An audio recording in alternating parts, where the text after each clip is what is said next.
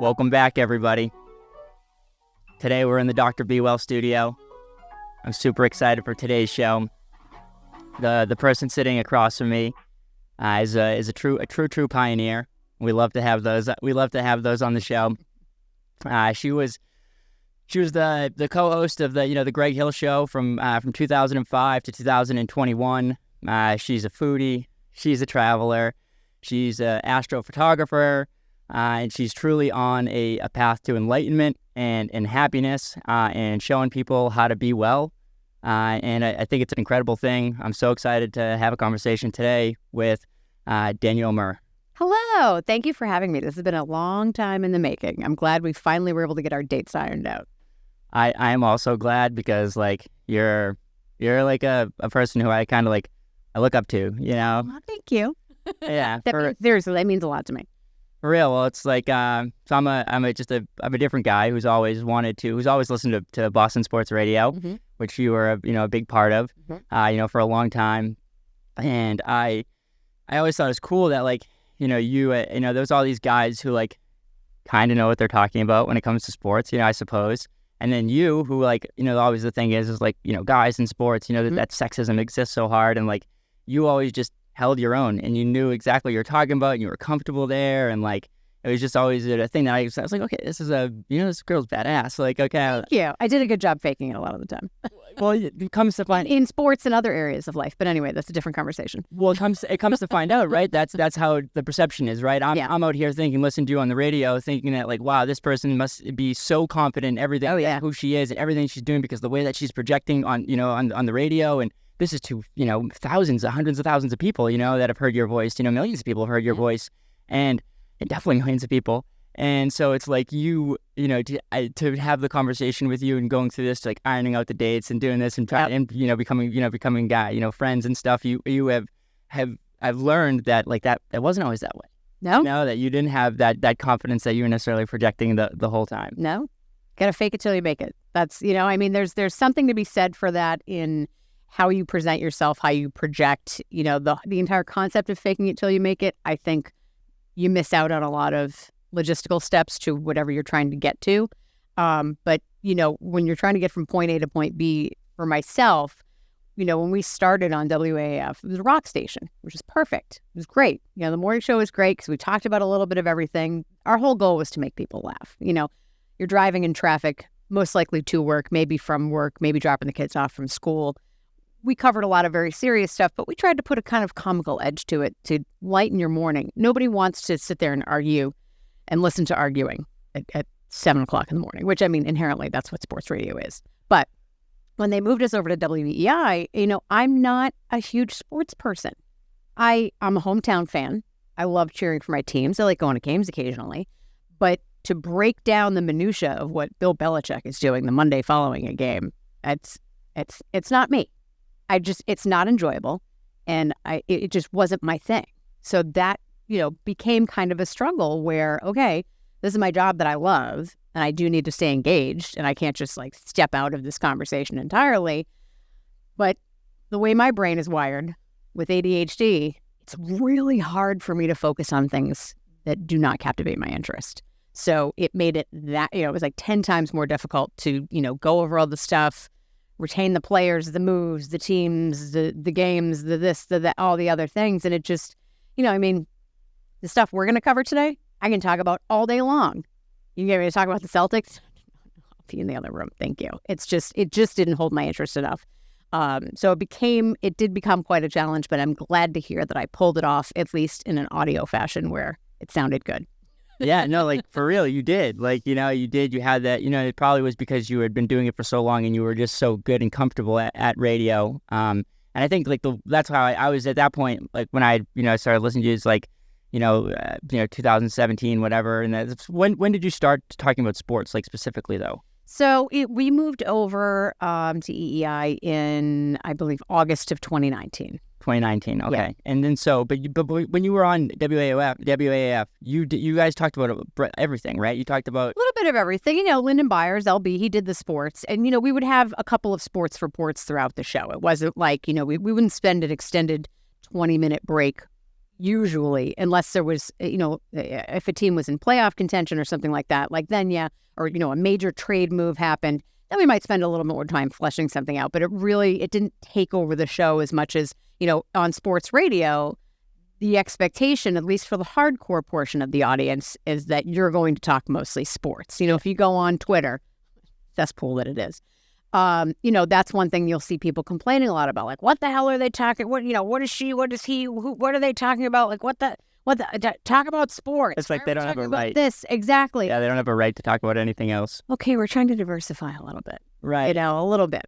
It's funny with like the comments on Instagram now. What people do if some type of sports outlet will post something that's non-sports related, everyone they'll like mock it by posting a fake thing about, oh, it's great that the Royals scored 3 runs in this game. Exactly. Even though the post isn't. It has nothing to do with it. But this is the thing that drives me nuts about social media, specifically engagement, because people think they're being funny and snarky, and they don't realize they're playing right into the algorithm. So, when like one of the news stations posts something about the Kardashians, and you get 500 people saying, who cares? Okay, well, you just told the algorithm that you care by leaving a comment. So guess what? Guess who's going to see more Kardashian content?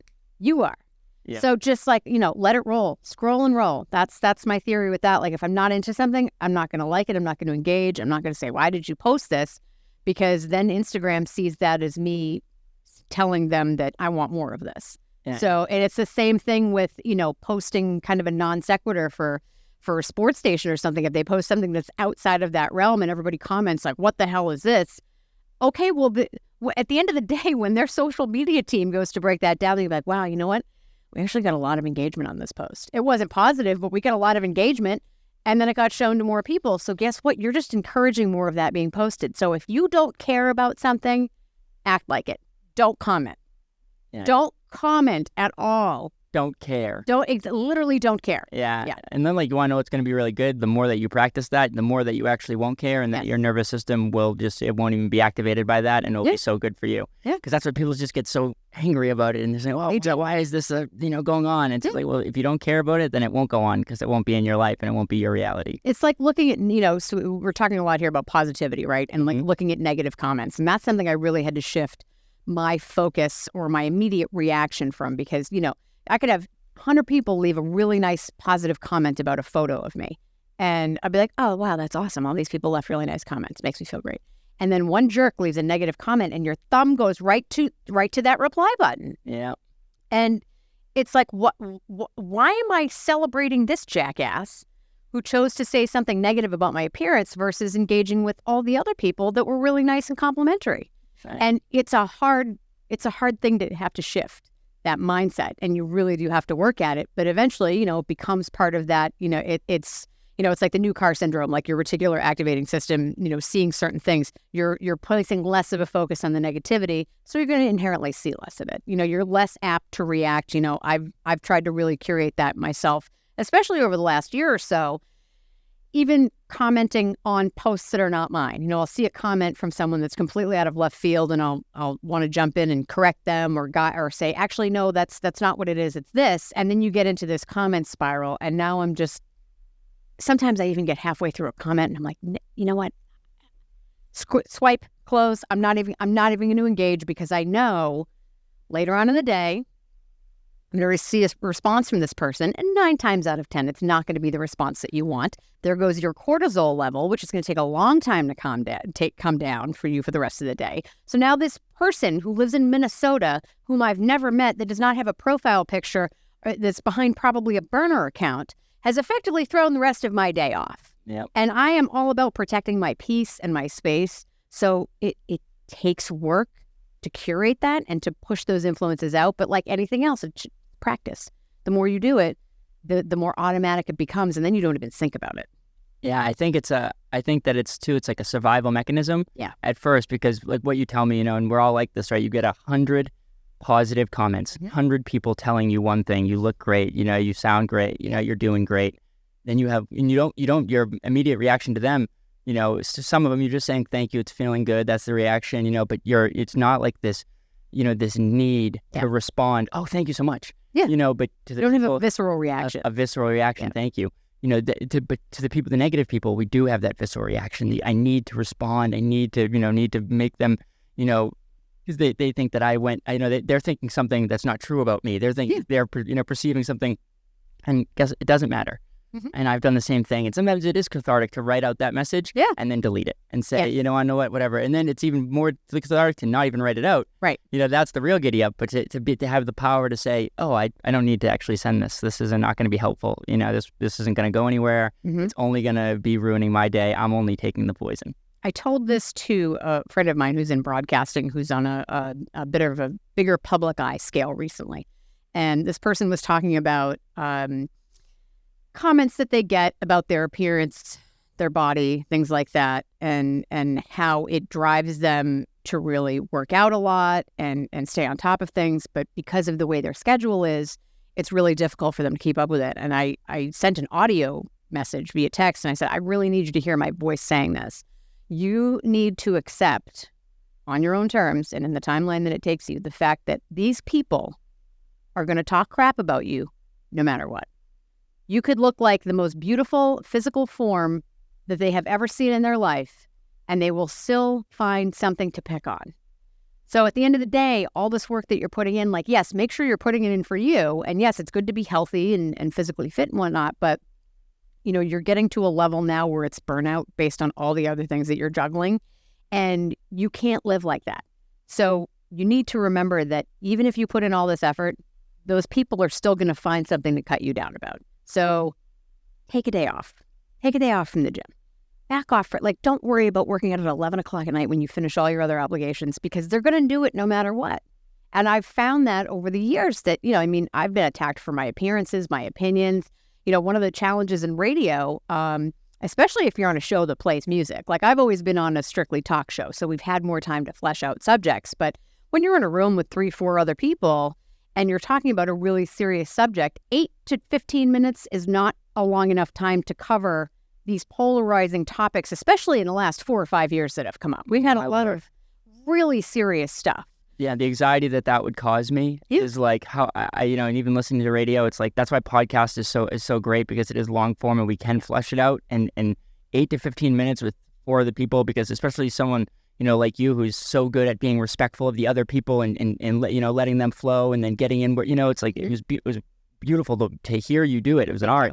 And that was, sometimes you're getting a minute and a half. Sometimes you're getting 2 minutes. Sometimes you're getting 30 seconds. Yeah. And how can you really say how you're feeling about a subject when it's just really challenging to do? You don't often get to finish your thought also. So you might come in and begin a cohesive arc of conversation where you have a well thought out way in which to explain the way you feel about something.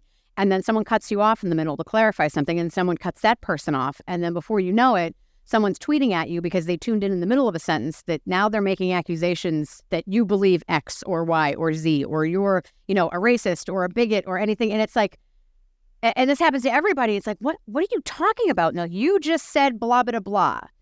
And, thankfully we're in a space now. It's a blessing and a curse that everything still exists out in the ether somewhere. But, now at least some of that data is recoverable, and it could say, actually, no, buddy, here's what I said. You just either chose not to listen to all of it, or you made your own assumption, or you tuned in the middle, or you tuned out before I got to finish my point, or whatever it is. That's something I really struggled with a lot of times, is that I wouldn't get to finish a thought because we'd move off a topic or something like that. And in the flow of conversation, it doesn't always make sense to go back. There were some times where I could say, hey guys, before we move on, I just want to clarify what I was talking about earlier because I didn't get to finish. Great. But if you've really maxed out a conversation, or especially in morning radio or talk radio, if something gets really contentious and things are getting heated, and it can get annoying sometimes. And when it's getting annoying, because you're getting annoyed. So people in their cars, you're oh, nobody wants to hear this. All right, guys, we got to move on from this. Let's move on to the next topic. It doesn't make sense in that point necessarily to go back and say, hey, but I want you to know that this is what I meant. So then, me, the overthinker, would go home, should I tweet something about this? Do I write a blog? What do I say? And, eventually sometimes you just have to kind of let it go. But that is a stressful part of it, because you have to stay so connected to everything that's happening in the news cycle. And it's hard to get a break from it you had to do that. Yeah. You had to go home and think about that stuff. Like, hey, do I need to like, tweet about this, because I said that? And I mean, the real giddy up would be, it's great that this stuff is out there in the ether that we can go back and say, hey, buddy, I did actually say it like this. Yeah. But the real thing would be like for that person to actually do their own research and go back and to look it up before that they spouted off and, said something negative about somebody else. They actually took the time to contextualize what they were saying. Yeah. And then too, not also attack somebody about it. Maybe figure out why they were saying that that way. If they did think that it was a negative thing, right? And there's just that doesn't exist online. Especially on Twitter, especially on the communication space. And I mean, I don't know if it's gonna get. I know that Elon Musk bought it, and I don't know if it's gonna get better or worse. I know that that's another polarizing thing. But sure is. Who knows? Yeah. It's I don't know if it's gonna get better or worse. But it would be great if there was this public forum where people could. Discuss things in long form and kind of have respect for each other. And, but it's like the system doesn't really exist for that because it's not like us, we're a capitalistic society that's just trying to, drive. And capitalism is great in its purest form.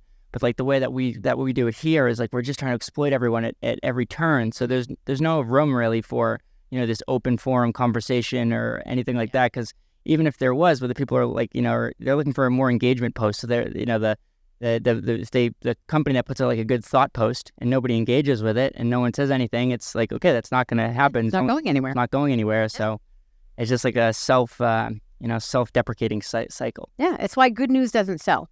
People always say, oh, the news is so depressing. Why don't you guys talk about something happy? Well, nobody engages with the happy stuff.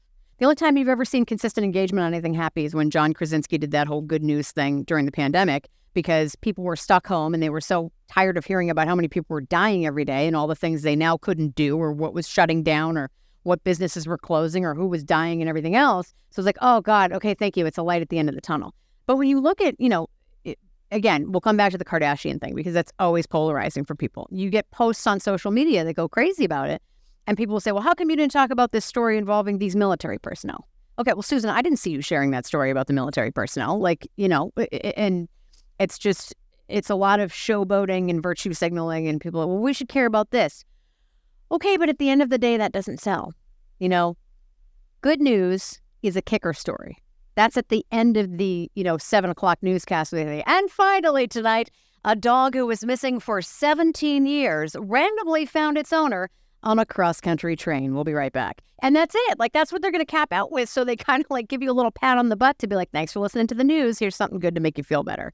But, in terms of working in that sense, an ex of mine had made a joke because I brought up to him a few years ago. I'd asked him about a story and I was like, I can't believe you haven't heard about that. How have you not heard about this? You're so out of touch. And he said, I don't think it's that I'm out of touch. I think you're just too in touch. And I thought about that, and he was right, because I was hyper-connected to the news cycle, because even if we weren't discussing a particular story every day, I'd be reviewing the newspapers, the news station posts. We'd get an audio sheet that our producer, Mike Brangiaforti, would make overnight with like a recap of all the stories and like little audio cuts. So even if we didn't talk about a story, I'd still have to read the whole sheet. So I kind of have a 10,000-foot level of what was going on locally, nationally, and globally. And stepping back from that work in radio was a little refreshing in that sense, because I am a very empathic person. I'm an introvert by nature. I'm extroverted when I'm around the right people or in the right situation, but I get very emotionally overwhelmed if there's a lot of information to process, especially if it's heavy stuff, and I kind of need to take a step back from it. And like, even if it doesn't involve me, it still sits really heavily with me, and that can be emotionally exhausting. And so when I left radio, I was like, oh God, okay, unfollow. And I wasn't seeing all this stuff right in front of me anymore. And I really wouldn't see a lot of it until I had like, the few people that I have that are, I don't want to call them conspiracy theorists because I don't think that's the right way to phrase it, but they're very much outside the box thinkers, and they're skeptical and they question a lot. So, I would see some things from them on Instagram here and there, but overall, I was really disconnected from what was going on in the world. And it was an adjustment period, because I thought, God, am I being irresponsible because I don't know what's happening out there? And then after a while, I thought, you know what? I was connected to that for almost 16 years daily and intensely. So yeah, I'm allowed to be blissfully ignorant for a while. And it's nice because I'm like, la, la, la, la, la. What happened? I don't know. No clue. Sorry. I'm just going to go back to my garden. Da, da, da, da, da, da. Look at my delphiniums. Aren't they beautiful? So it's, it's an interesting juxtaposition because I feel like I should stay connected in some sense, but in another sense, it's been nice to be able to take a step back and not have to worry about every single thing that's going on in the world. Yes, it affects us. Yes, it's all important to a certain degree. But mentally, you can only, we live in an age of super saturation. That everything is saturated. Every social media outlet, everything you talk, everyone's accessible. It used to be back in the day, you would go out and you would see your elementary school teacher in the supermarket, and it was like, oh my God, they exist in real life. Like, they exist in this plane. Hi, Mr. Flanagan. Like, it was weird. Right. And, like celebrities, CEOs, notable individuals, you couldn't get in touch with them. Right. You might see them at an event or see them from afar. You'd be like, hey, and that's it. Right. Maybe in a magazine. Yeah. Now, they're just a tweet away. Right. Whether or not they notice it or respond is one thing, but it's a lot easier to get people's attention and be connected. And now, between the number of email accounts I have to check and the DMs and the platforms, and between Instagram, Facebook, Twitter, oh God, there's another folder. There's a third folder wait, hold on, what's this? And then the quick reactions to it's too much. We can't keep up with all of it. Yeah. And you really need to dial down and start to prioritize, okay, what is important to me? Yeah. And when you operate a business that depends on social media connectivity and you're using that to keep yourself out there, you feel like you feel compelled to do that. And it's also a responsible thing because you're connecting with your audience, but like, how much can we really keep up with? And that's where that saturation element happens, because between entertainment, social media, our phones, we have, 50 different devices in the palm of our hand that years ago would take up an entire room.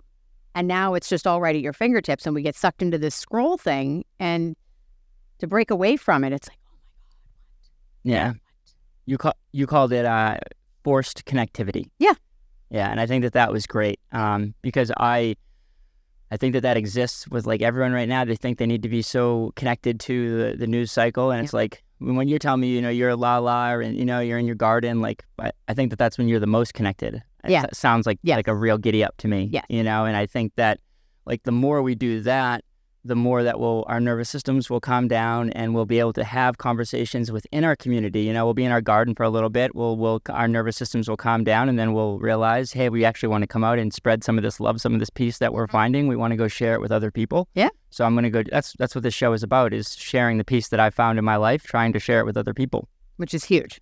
It's huge, and it's because it didn't exist for me beforehand, and it was because of it was because of the world, the way the world was, and also because of me. I had responsibility in that, but I learned how to, I'm becoming myself, I'm being who I am, and learning every day how to be, the best version of myself, and at the same time, knowing what I can do within the world that exists around me, and then creating my own reality within that, because the media, social media, it's also a part of that system that we're talking about, where if it was just a free news cycle, where people weren't, where people weren't profiting off of it, and they had to tell the truth, I forget the exact year, I believe it was 1996, but there was an act passed by Congress that before 1996, media stations had to tell the truth. They got an hour on TV because they had to tell the truth. Everything they said had to be truthful to the American public. That changed. At some point, they didn't have to have completely verified stories, and you saw all these news, conglomerates and corporations spring up because of that, and become the biggest power holders, in the globally. And so like that's horrible, and we need to somehow get away from that. And I think the only way is there's the people, and that is us, and connectivity is getting back to locally, where we can talk to each other and communicate and figure out new ways to share information and share news with each other.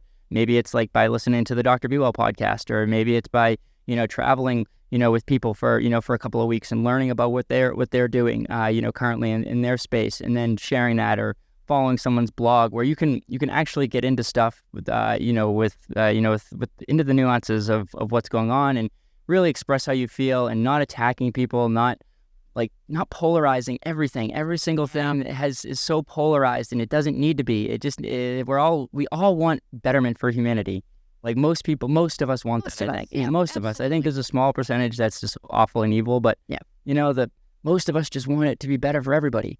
So let's work towards that. And I think the first step is like calming down our nervous systems, Exactly. chilling out. And you're like a beautiful example of that, because you had this forced connectivity. You're so good at your job, so intense into it, and you were doing it for quite a while too. Yeah. And most people would, most people, would look at your job and say, "What?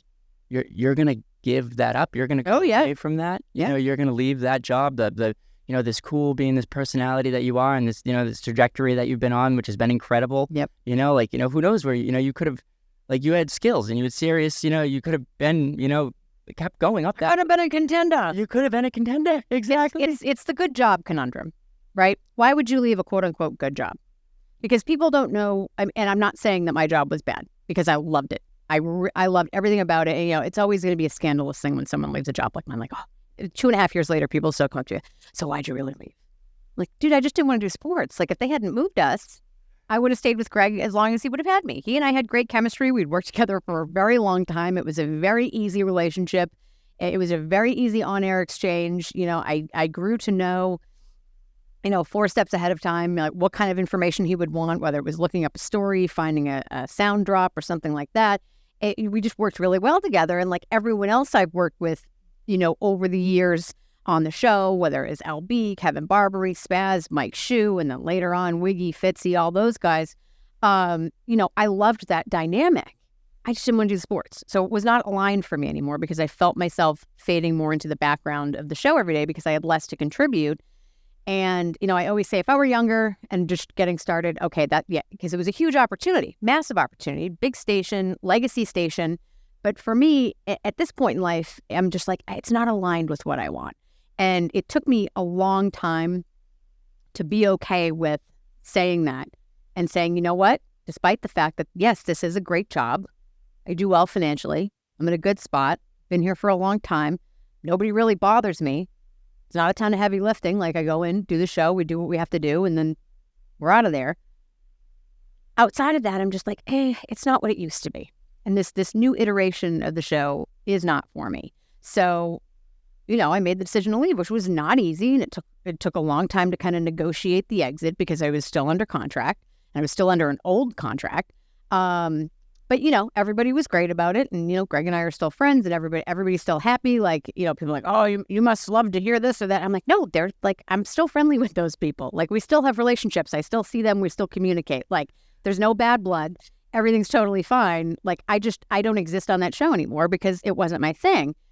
And what I've learned, especially in the last couple of years, just through my own self-work and therapy and educating myself, is how to create boundaries. And that is something that I think most people struggle with, especially if you grew up in a certain type of family, a certain culture. If you're a chronic people pleaser, I've been that my whole life. I mean, I've the number of times someone has asked me to do something that disrupted my entire life for a week, instead of my just saying, okay, could we do that a different day? That day doesn't work for me. And then being like, oh yeah, whenever. It's not imminent. It's not a rush. There's no problem.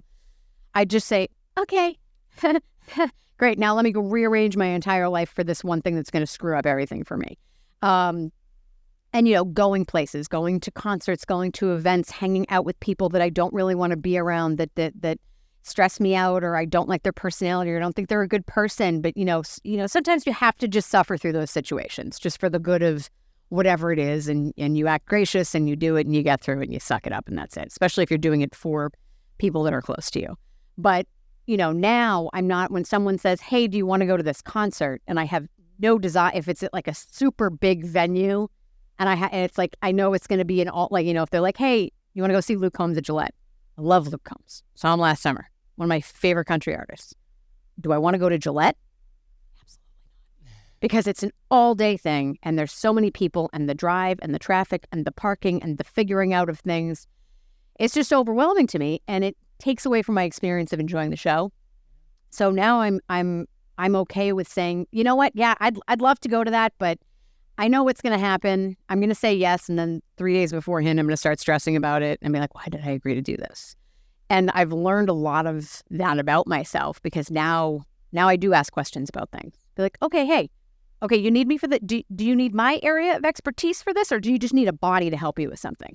Because I'm happy to pay for someone else to come help you with this. Because it's, for me, it's I don't really have the time or the availability, but I don't want to leave you hanging. How can we figure this out? Or like, no, I really need you to help me with this specifically. Okay, well, let's find a time that works for both of us. Yeah. And kind of a little give and take versus just blindly saying yes and be like, okay, no problem, I'll figure it out. And, you know, it's funny because I do see pushback in some areas, and I do see now where the stereotype comes from that like middle-aged women are difficult. And it's like, no, we're really not difficult. We just took us like 40 plus years to learn how to set boundaries and say no to things. And now because we've always given into whatever we've always acquiesced, now you perceive that as us being difficult because I'm pushing back on you. And, you know, I try to do that in the kindest way possible, but it's like anything else, it takes practice. What a beautiful perspective. Thank you. Yeah, for real. Like, because I think that a lot of people should hear that. You know, I don't necessarily feel that way, but I think I have heard that in the ether before. It's like, I mean, I don't think it exists as much anymore, but that was like a very old school stereotype that like older women are difficult. Well, I know why it probably doesn't exist as much anymore is because, like you said, women are starting to, you know, be like more like you and starting to let other people know in the world that it's an okay thing, and that it's starting to change maybe a little bit, you know. And we're men are more understanding about it too, because they're kind of like, hey, you know what? No, like what? No, of course you should. Yeah, do whatever. Do whatever, right? Exactly. I think as a society, thankfully, there's a good percentage of us that are evolving together. I'm thinking that, and that's why it's not like, you know, it's like my mom's age, you know, that the middle-aged women of that age, like 100%, there was like they got into their, and it was just like, yeah, we weren't setting any boundaries our whole lives. We were completely taken advantage of, you know, just because we were raising the kids, doing everything, you know, doing 100 million, not doing enough for ourselves, and you know, taking that, taking that power back a little bit. You're not even taking it back, but like just, you know, knowing that it's always existed within you and expressing it. Yeah. That's the giddy up. Exactly. And, you know, the self-care element comes into it too. I don't care who you are, men, women, anybody in between, you know, you have to take care of yourself. And I think depending on your personality and what expectations have been placed on you by family, work, society, et cetera, you're going to either be better about standing up to those things, or you're going to kind of kowtow and just live in a constant state of overwhelm, and also be, and this goes back to what we said before with connectivity and nature and stuff, you're constantly going to have a dysregulated nervous system. And I don't think people understand enough about how things like breath work and just grounding and walking around in the grass for a little while and touching dirt can actually help settle things down. Like being with an animal, petting a cat, walking your dog, like these are all things that kind of decompress, and we're just constantly in this like fight or flight state, and then we freeze, and then we collapse, and then it becomes too much, and then you get physical illness, you deal with more severe mental illness, things are not addressed, and it just compounds, and it's this big snowball, and then all of a sudden you're this like shaking, over-caffeinated, stressed out, bug-eyed shell of yourself, and you're existing, you're surviving, but you're not thriving. And there are so many little, and I think this is the big challenge. There are a lot of little ways in which we can just chill ourselves out. And it seems so overly simplistic that people don't want to do it. Like you look at taking a few deep breaths, do box breathing, 4 in, 4 out, 4 in, hold, 4 out, hold, and just do that. And it really will help chill you out. But people are like, it's breathing. Okay, but like that's a big deal. That helps calm your entire system so that you can get back to kind of more of a baseline, or at least a less frazzled state of yourself. Sitting quietly, meditation. It's really hard for people to meditate because they can't quiet your brains. I get it.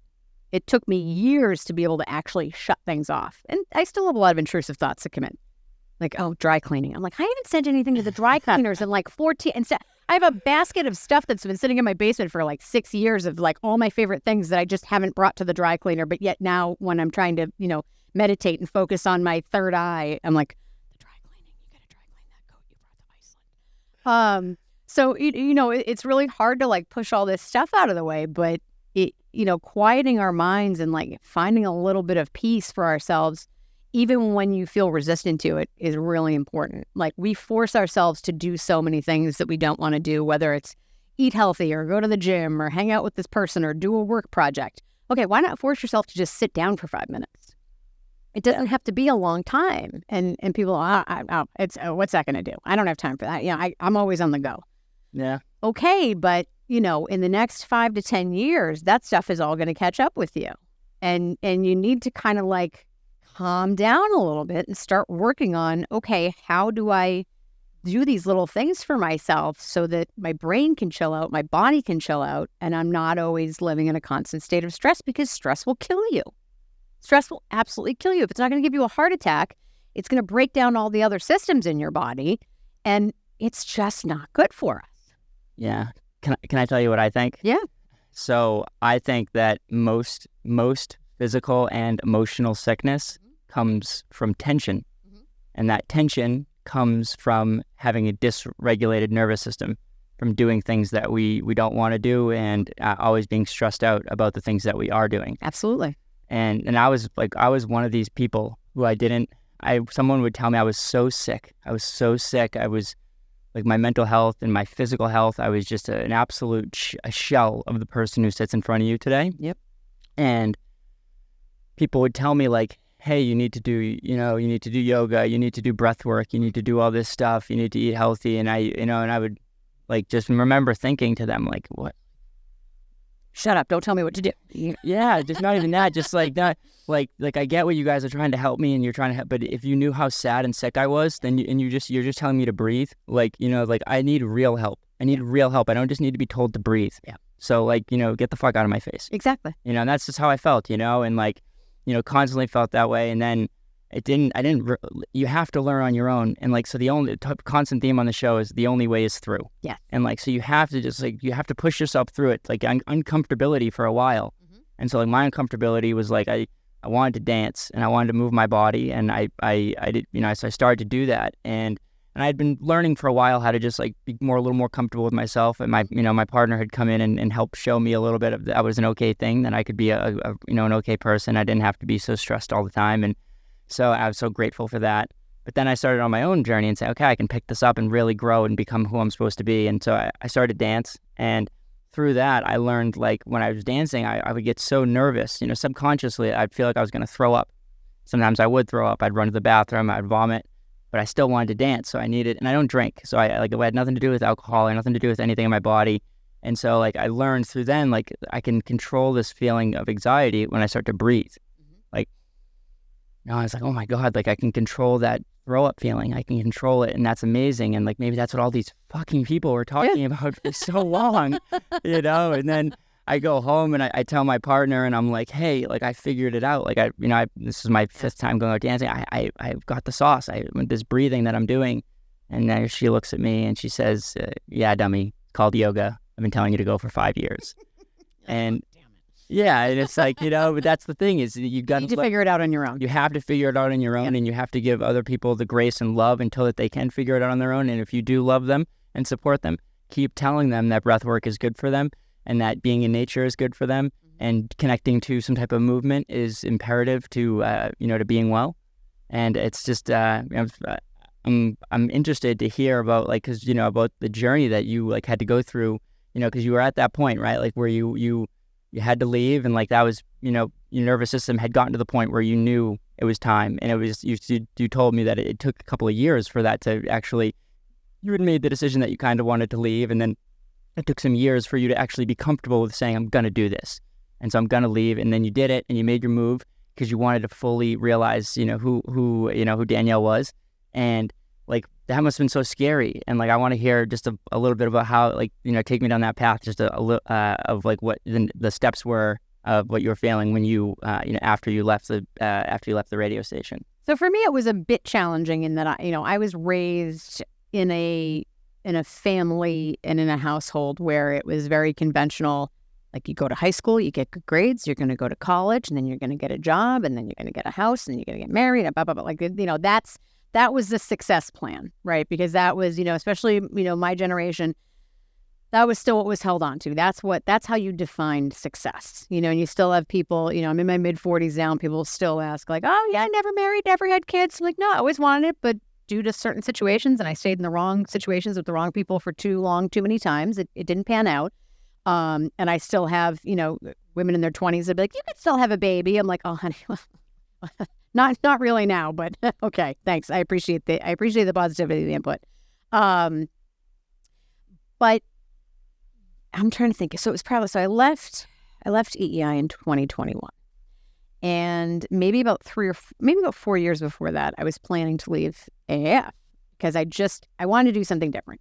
And that schedule, it's brutal because you have to get up in the middle of the night, essentially. Thankfully, early on, we didn't have cameras in the studio. We didn't have to be, presentable for social media every day. It was just kind of like you rolled out of bed and went into the studio and turned the mics on. It was like super easy. That's cool. It was great. It was great. Really cool. So it was like, I could kind of get up a little bit later, but, you're essential personnel. So if there's a blizzard, if there's a weather incident, if there's whatever, you have to be there. So, okay, great. Yeah, everybody's going to be at their job.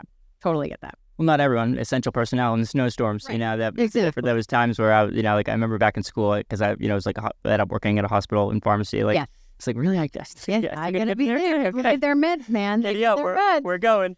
So that was a little bit challenging in that. And, just like having to get, like, once I'm awake, I'm awake. So I don't mind getting up early in the morning. That wasn't an issue for me. I didn't dread that. But it just, after a while, it just takes a toll on your system, especially if you're not someone who can keep disciplined to go to bed early, or, if you have an event the night before. Like, Greg was always an anomaly. He is someone who needed 4 hours of sleep max. I mean, he could go to events. He'd be driving back and forth all over the place. He'd be seeing clients, taking people to dinner, getting ad revenue in for the station. I mean, he did it all, and he never slept. I'm like, my God, this guy's got to crash eventually, and he just keeps going. Me, I can operate on very little sleep for a few days, for a little bit, for a week or two, but then eventually I'm gonna need to really be like, okay, we need to prioritize sleep. And now I'm really happy, as a side note, that as a culture and a society, we're kind of moving away from that hustle and grind mentality that has existed for kind of like a decent part of the last decade, where people are like, I'll sleep when I die. It's like, no, actually, you should sleep now because it's really important. And if you want to be more successful and productive, that's something you should be prioritizing. Yeah. But it just, I was kind of itching to maybe try my hand doing something else. And, I knew I had other talents, and maybe I can see, I've been doing this for so many years. Maybe I can do this. Maybe I could do that. I had a lot of dreams. I had a lot of ideas. And also there wasn't a ton of schedule freedom, for vacation. We could really only take vacation, around 4th of July and Right. Christmas. Yep. Because of, the way the ratings periods worked. Not every show was like that, but, at the time, the way our show was structured, we would all go on vacation at the same time. Yeah, most radio stations, that's how it goes, right? And then the people who are, trying to make their move, they get a chance to kind of, come up and do their thing for a couple of weeks. I Right. thought that was a cool bit. Yeah. And, sports stations is a little bit different because they can just slot other people in. So, it's a little bit more of a seat rotation, so there's more flexibility there. But, for the better part of my radio career, that's, December and July was when I could take vacation. So, and, because we all had to plan it together, it was hard to really plan in advance until I knew, hey, but what dates are we taking off? Like, when can I plan for this? And I usually had family in town for Christmas. So, where am I going in July? Because, we've got fireworks and all the celebrations here. So, I didn't have a chance to really do a lot in terms of travel. And that's something that I really love, experiencing other places. This is a big wide world with a lot of different cultures and food and customs and things to see and landscapes. And I want to take all of it in. And that was a big motivator for me. And so when I wound up leaving, I kind of had a plan for a few different business ideas that I wanted to tackle. I want to ask you something before we... Yeah. Now, radio was also like, media was like shifting, right? Like it was there... or from at least on the public perception of it, like things were becoming more, like we talked about, more, more capitalistic and more, more polarized. And so like that, I know it was, you didn't want to talk about the sports, but did that have something to do with it as well, maybe? The where radio was going? It wasn't where radio was going because, or media, I should say, media in general. Not necessarily. It was really that I did not have enough interest in the topic of sports to be able to come in and talk about that, and people would always say, well, sports isn't the only thing you guys talk about on the show. No, but it's enough so that I felt like if I'm not contributing and giving my all to this, I'm doing my coworkers a disservice too. It's really not fair to you them. Could have phoned, and that's the whole thing is you could have phoned it in. You could have absolutely, you've been with Greg for so long that you could have just done that. Absolutely. And that would have been a giddy up and you would have been fine, still taking home your salary and but it's just not your personality. You can't do that. No. So I'm just kind of Not wired that way. It's not the right fit. And, if I hadn't been doing the work on myself, I probably would have just sucked it up and stayed and tried to contribute as best I could with, a few token questions here and there when certain coaches or sports figures or CEOs come on, great, whatever. But it became more and more not my thing. And I would just, again, the brain wiring. It's so hard for me to stay focused on something as it is. And then something in which I'm not interested. It's in one ear and out the other. My eyes are glazing over and I'm like, oh, let me go on Amazon. Oh God, we're on the air. Hang on. Don't do that. I'm really good at what I do. Despite what some people on Twitter say, I know that I'm very good at speaking and doing the radio thing and broadcasting. It's been in my blood since I was young. I'm very good at this. And it not only was a disservice to my coworkers, it was a disservice to myself because now I'm not living up to my full potential. And I didn't feel it was right all around. And it was really hard. It was so difficult. I will say that a million times to make that decision because I did love that show so much. And I would have worked with Greg forever because I love him to pieces. Say what you want. Everybody's got their own opinions about everybody in this world. But we just did great together. And it was a very easy on-air dynamic. But so, having those polarizing topics, they're always going to be there in some sense or another. I think there's an interesting shift within the dynamic of terrestrial radio landscape versus what we're looking at podcasting now. Because like you mentioned earlier, long-form podcasting, it's a lot easier to talk about things at length and, get a lot more opinions and flesh things out. And you can even go back, if you're not doing a live podcast, you can go back and say, hey, we didn't touch on this. Let's edit. Let's move things around. Let's make it more cohesive. Let's form it out to an outline, or let's just have a stream of consciousness. There's a lot of options. And people love to say, oh, radio's dying. It's not dying. It's a very strong medium, especially because people feel connected to the radio personalities. They feel like they know them. Like the number of people that, will come up to me and be able to rattle off a million facts about my life is endless because they listen to you every single day when they're commuting or dropping the kids off or doing whatever they do, or they're just tuning in on the app on their phone these days. There's a lot of ways to listen. So the polarizing aspect, I think, is going to be there no matter where you go. In some businesses and formats, it's just a little bit easier to curate it and maybe say, okay, you know what, I'm going to pull back from this. I don't want to focus as much on this. Whereas over there, it's not my show.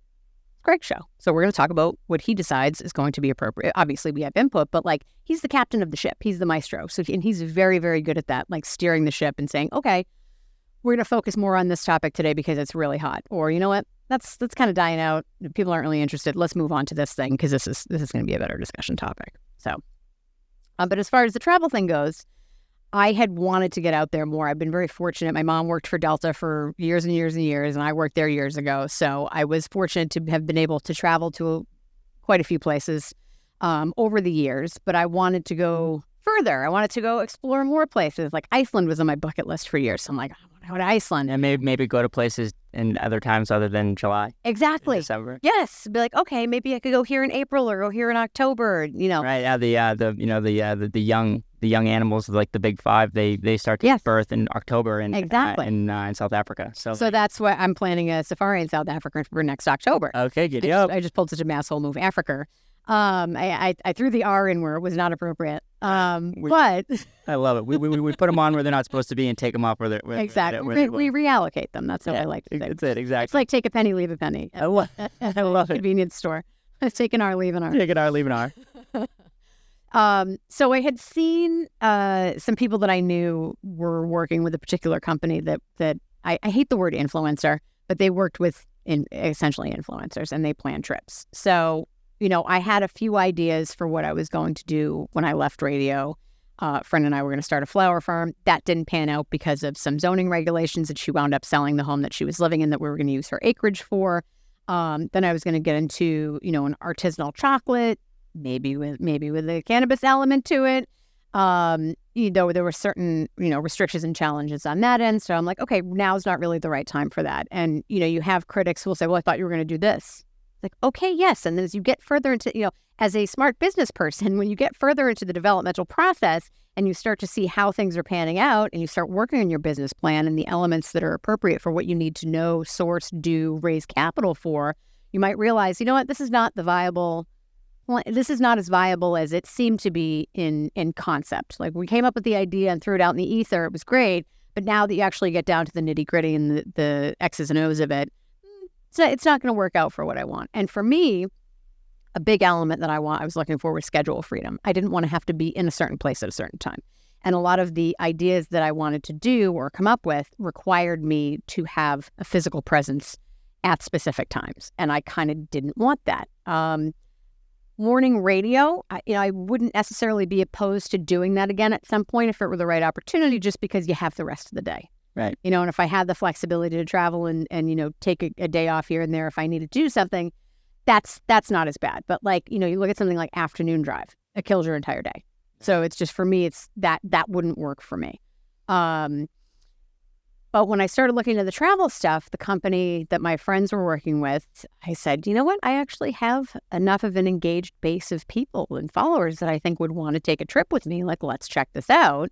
And then I launched my first trip to Italy. We did Rome, Tuscany 2 years ago. I love this because the people who are, you're going through your process, Yep.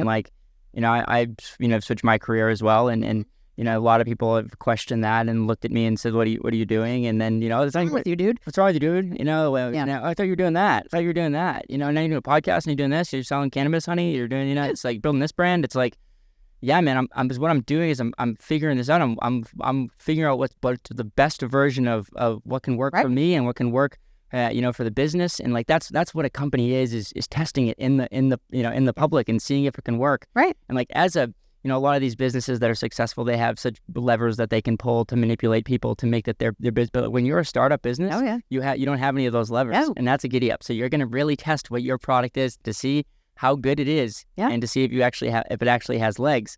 And you go through a lot of iterations of that. You do, and especially when you're getting into the entrepreneurial world for the first time, you're adding so many tools to your skill set because you have to figure those things out along the way. And then you discover later on, hey, you know what? Actually, I can do this now. I can do branding. I can do product development. I can do research. I can fundraise. I can raise capital. I can pitch this. I can do whatever. Because you're I can do some bare bones accounting. Exactly. Right. You're the guy. That's it. You've got to learn everything, every hat. So you have to wear all those hats, and then now you have this collection of hats in your wardrobe, and you're like, oh, actually, and you may not choose to go in depth with all of them, but it gives you more resources to branch out and to grow. And I think that's one of the most fascinating things about, we talk about being oversaturated and so much information flying around us all the time, but we also have more information accessible than ever. It used to be if you wanted to find something out, you went to the library or thank God your family bought a $2,000 set of encyclopedias that was cracked, twice a year. Other than that, it was really hard to kind of find resources for things, whereas now there are free trainings, YouTube, podcasts. You can get, there's a lot of paid stuff out there too that's great. There's a lot of paid stuff out there that's crap. But there are so many free resources to do pretty much anything. Anything that you want to learn. Anything that you want to learn, you can say, okay, let me go research this. And if you go down a deep enough rabbit hole, okay, great. Now I know how to do this well enough that it'll sustain me until I can either pay for someone else to do it or I no longer have the need to do that activity or do that thing. Yeah, it's pretty amazing that we can, our capacity to learn that way. And it's funny what we use it for. I say, if we had if we went back to the ancient Greeks, the ancient Romans, and they knew that we had a device that we could learn anything that we wanted at the tip of our things like this, they wouldn't be looking at the same stuff that we're looking at. That's what I experienced, being this year, my Italy trip, we went to the Amalfi Coast and we did a day visit to Pompeii. And I kind of chuckled about it to myself at one point because I looked around, you see, we have all these tourists with GoPro cameras and cell phones taking pictures and video of ancient ruins. Of an ancient brothel, and I just think to myself, man, this is such a weird context for all this to be happening. When you look at, we're looking at this ancient historical society that used to do drawings on walls and had primitive writing skills and all these other things, and then now here we are, snap, snap, snap, posting on our phone, texting it to somebody, editing the photo, creating a video out of it. It's just it's a wild way, and now with the advent of AI and, Chat GPT and all the other GPT iterations and all those things coming, for a long time it was, okay, the iPhone and the internet, what's going to beat that? Yeah. Those things were or smartphones, I should say, but those things were such game changers. Yep. And yes, computers and whatnot, but having all that in your palm of your hand with a smartphone, it's like, wow, what's the next big thing? Yeah, we have electric cars. Okay, great. Self-driving. Okay, great. But now the AI models, as they're growing, this is like the next huge thing. Yeah, this is it. It's kind of wild, it's like stuff like this, like what we're doing, maybe in, I don't think you can ever take the human out. I am hoping that's always the case, but like at some point these AI, they're going to be able to listen to, there's so much footage of, your voice out there. There's, I'm starting to get so much, time of my voice being out there, and so like they'll be able to say whatever they want. They can have a conversation. The capability already exists. Yeah, exactly. It already exists. It already exists. It's crazy. Yeah. All you need is because I looked into this recently. All you need is like 15 minutes of your speaking sample, and then you can see how the AI would generate your voice. And people that know you would know. It falls flat. The intonation falls flat. You're not always going to get the organic type of inflection that you would get with your voice normally. People that know you and know what you'd be excited by and what's going to bore you to death. Right. That's one thing, and you can kind of tell when someone's really engaged in a conversation versus yesing you to death and like looking at their phone and not paying attention. And I feel like a lot of times that's what the AI duplicate voices sound like. But I mean, we're looking at an exponential curve here that's coming with the technology, and they're already saying, well, this one became aware, and I'm like, oh, okay, we're heading toward the Terminator movies. Yeah, right. Terminator's coming. Yeah, right. The Terminator's coming. Hollywood really looks ahead and has predicted, a lot of very big things, which is fascinating. And I wonder if it will be hostile, but it's like you got to think like at some point the machines will see. It's like less like the Terminator and more like the Avengers, where the Ultron. Yeah, Age of Ultron. AI is learning from humans, so it's going to learn good and it's going to learn bad. So true. Yeah, if it turns on us, it's probably just pulling those elements from what it's learning from activity in humans, and if/when, because I do believe this will be a thing. When those computers and those AI generators and those programs and that intelligence become sentient and more self-aware, that's going to be a really interesting thing, because now, it's like the movies. They have wealth of knowledge and history. They can scan the entire internet in seconds, whereas we have to actually go through like a learning process to get all this information. We're not going to retain all of it. But it's just like fuddling the zeros and the ones and the bits and the bytes and all the stuff. And it's all in there. And it's just, I think one of the smartest things that people can do right now, because I know a lot of people are resistant because they say, well, AI is going to steal jobs from humans. In theory, but there are going to be jobs for humans that know AI.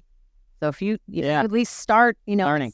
While it's not in its infancy, it's still not as prevalent or sophisticated, I think, as it will be even in the next 6 to 12 months. So get after it. I advise everybody to at least dabble around with it, see what it's like, I was talking to my aunt about this recently. She's like, well, I put a thing in and it came back with something ridiculous. I said, well, you need to learn how to write the prompt, the query and the prompt. Yeah. You can't just say, okay, that's going to do the job. Show me a plant in a brown paper thing, because that's interpretable in millions of different ways. If you give it these parameters and actually build a box around what the query is that you're putting in, you're going to be able to get more specific. And, one of the things that fascinates me is all of the art that's come up, because that's been a big thing where, artists are saying, AI is learning from actual artists. So they're effectively stealing intellectual property by doing all this stuff. But you look at some of these composites and, someone myself, I'm an astrophotographer. I've taken a bunch of intensive courses over the last 2 years. It takes a lot of time, learning, trial and error out in the field. I just got back from a trip to California where I was doing time-lapse photography. So, you haul 35, 40 pounds of equipment out to the site. You find your shot. You do the sunset thing. You set your intervalometer to go for 5 hours so you can get a couple of thousand shots, and then you walk away. And it's like, okay, but now I have to sit here for 5 hours because we're at this remote location. And, if you were to just type in, Milky Way over Mount Shasta, AI could probably come up with as good, if not better, of an image than I actually shot myself. I think there's something to be said for, doing that process of the art and actually doing it. And it's not going to deter me from doing what I do, But I think it's going to present a challenge. There will always be groups of people that appreciate the authentic human-driven element and saying, you know what, this person took the time to learn this skill set and do this thing, and I'd rather invest in this versus the quick turnaround of AI. But you will also have the people that will go the AI route. You look at the debate that started years ago with self-checkout at the grocery store. You still have people that refuse to use self-checkout because it's going to take someone's job away. But if you go to most busy grocery stores, not locally our Market Basket because they have all people, they don't have self-checkout, but a lot of the stores that do have self-checkout, you're only going to see 1 or 2 lanes open during non-peak times. It's all self-checkout. So, this is the way in which the bottom line for corporations are going. So you have to understand that honestly, it's inevitable. And unless enough people push back, which you'll never have enough people push back, because what they're appealing to is your sense of convenience and efficacy. And, people like to take shortcuts when they can. Sometimes it's disastrous, but sometimes it just saves you a few seconds in your day or a few minutes. And with all the other things we have to deal with, if you have a little bit less stress because you can just click a button and have something done, people are going to do it. And eventually people will stop resisting certain things because they'll see, you know what, my effort is not, it's not going to matter. People already think that about voting in a lot of places. Like, my vote's not going to matter. Yeah. And then we've seen, even in the last 5 years, how many political races have come down to hundreds of votes, mere hundreds or 1,000 votes, and you've gone through multiple recounts. So, your influence is there. Yeah, it definitely it helps. But things like supermarkets, you don't know, unless you're in the boardroom or somebody in a corporate situation, you don't know if they're saying, well, in this particular store, we're actually getting a lot of resistance. People don't want to use the self-checkout, so maybe we'll cut those down and put more humans in. You don't know that, and it's probably not that conversation. I highly doubt is happening because it doesn't feed into the bottom line as well as the automation aspect does. But it's just fascinating to me. Oh, it's so fascinating. The changes, because it's like the days are long, but the years are short. We're halfway through 2023 right now. I turn around, I'm like, what? What? Where? Huh? That was just 2021. Where did the last 2.5 years go? Yeah. How did July get here? Yeah. It's wild. The automation bit is crazy. Well, it's just like social media. It's just like the internet. It's here. It's here to stay. It's not going to be reversed. It's not going anywhere. So it's like learning how to integrate your nervous system with it, and that you can use it to the best of your ability while not making it a negative thing for your life. Right. Because people are going to be, people are going to use it, and the people who do use it are going to be more successful and having higher outcomes in their life, better outcomes in their life, I would assume. I think that too, the machines will learn too, and they'll learn from us, and they'll become aware of like the negative behavior. But also, it will also be because human beings, like the small percentage of negative human beings who exist, they will actually program this AI to do negative things. Yeah. So it will already have been learned, and then and then because of that, it builds upon that knowledge and that skill set. Exactly right. And then who knows what's going to happen once people start introducing systems like that into the world. And it's like that. That's the thing, is it's scary. It's really, really scary. But the thing is like, get in the garden, right. Get in the garden, get outside, get outside, get some sun, touch some dirt, walk around the grass. Yeah. Breathe the air, talk to your neighbors. Yeah. Because like you said, I don't think it's too far gone. I think that if we as humanity can come together and can be well as a whole, then I think that we can literally figure this out together. Yes. We can put the right constraints on it, or have it just so it's entirely helpful, and have the resources available to us globally that we can help, so that nothing, some type of sharing where we're not hurting each other. And I think that could exist. But it is going to go one way or the other, and it could the other way could be the Terminator, or the Age of Ultron, and just or the robot killing itself because of the hydraulics. Great, right? Yeah, it's like, I think I remember seeing that the guy had set it up like as an art piece. It's like it was an installation. To show that, like, to do that. I cried watching that video, and I'm like, it's a robot, Danielle. Like, chill out. Yeah. It was just that the element of that. You look at how you can translate that to your own life, in a sense of panic that you're essentially losing your life force. And there's almost some weird sympathy that exists, I think, within some of us. You're like, oh my God, that poor thing was just trying to save its own life. Yeah. And I think the reason why it was so powerful is not because it was a robot trying to save hydraulic fluid, because it was so relatable to a human experience, where, we give so much of ourselves and we're constantly giving and we're not filling our own cup. Like how much of our own life force and essence can we get back to just try to make ourselves whole again when we've been giving and giving and giving? And I think that's why it hit a nerve with so many people, because they're like, oh my God, I'm completely tapped out. That's me. I'm the robot. Yeah, right. And we'll look this up. We'll share it. We'll share it. We'll find the origins of it and share it with people. During the show. And like, it's so wild because like this past weekend, I got to celebrate and to, my mom has passed away, and so she, I call it transition to the next phase of her journey. She's here with us right now. Hey, Mom, kitty up. And so I'm very proud of your son.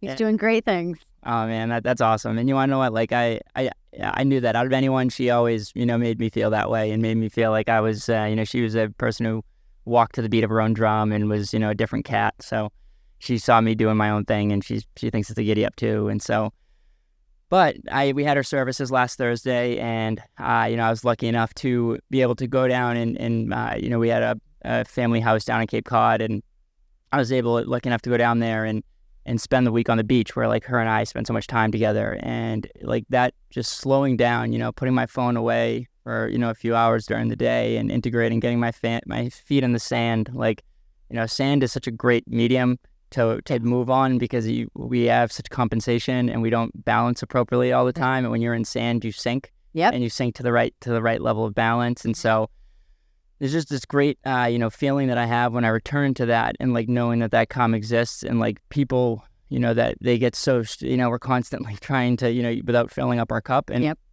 And that's what I've learned, is that like I need to do stuff like that, where I need to fill my cup up so I love to be there for people. I am a people pleaser, and it's something that I enjoy to do. I in terms of like, I that's, part of me exists to make, to try to make this world a better place through my actions and through my experience and, through who I am.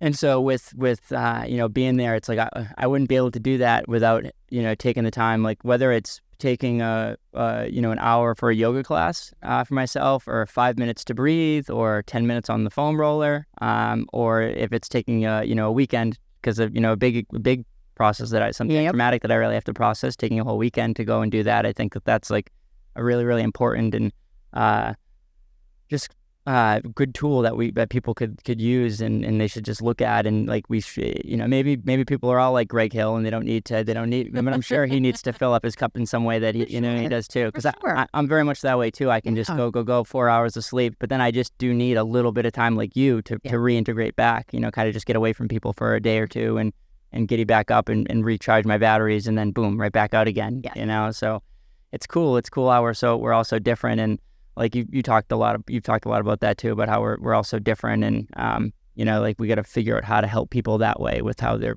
how different they are, and like neurodiversity. It's you're talking about. It's pretty cool. And I think understanding that people do function differently is really critical, because just because you can't wrap your head around something doesn't mean that it's not affecting somebody else. Like I struggle with doing basic tasks a lot of time because I have severe executive dysfunction. I know what I need to do, but getting from point A to point B to get my brain and my body to like do it, instead of just sitting there and being like, okay, I'm just going to panic and freeze and not do anything for the next hour, even though I have a lot of stuff to do. There are so many people that can't understand that. Well, why don't you just do it? Like I would have no problem getting in front of a crowd of 50,000 people right now and giving a speech unprepared, just talking, just like we are now. It'd be no problem for me. Could I call and order takeout right now? Probably not unless I knew the place was open. I knew how far it was. I knew what was going to happen. I knew what the answering, if they put me on hold, if I didn't understand what they said, oh my God, now I'm panicking. And most people would say, what the hell? What, you can't make a phone call?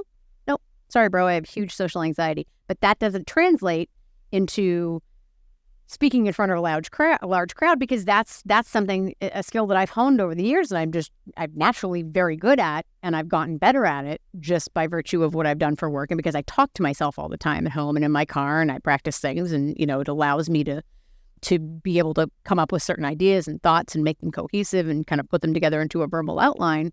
But other people might panic if they had to give a toast at a dinner with 10 people.